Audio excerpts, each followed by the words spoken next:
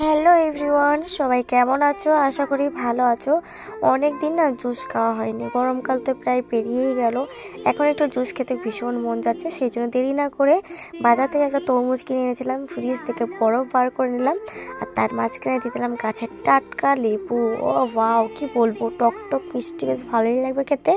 তার মাঝখানে তরমুজগুলো কুচি কুচি করে কেটে নিয়েছিলাম, দিয়ে দিয়েছিলাম চিনি, আর অল্প করে দিয়ে দেবো নুন, কেননা একটু টক মিষ্টি ঝালটা দিলে ভালোই হতো, কিন্তু জুসের মধ্যে তো ঝাল দেয় না, সেই জন্য আমি আর ঝাল দিলাম না। তো এই যে দেখো, আমার জুস করা কমপ্লিট হয়ে গেছে। এখন সুন্দর করে একদম ভালোভাবে ছাঁকনি দিয়ে ছেঁকে নেবো।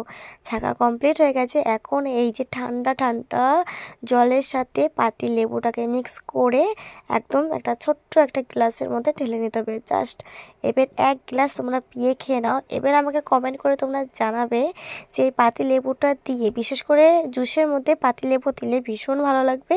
এটা একটা নতুন পদ্ধতি, এটা আমি নিজে থেকেই করেছি। যেহেতু তরমুজের জুসে কখনো কেউ পাতি লেবু দেয় না, কিন্তু সত্যি বলছি, তরমুজের জুসে বিশেষ করে পাতি লেবু দিয়ে দেখো আর এই জুসটা করো, ভীষণ ভীষণ খেতে ভালো লাগবে। তো চলো আজকের মতো টাটা, বাই বাই। ভিডিওটা কেমন লাগলো?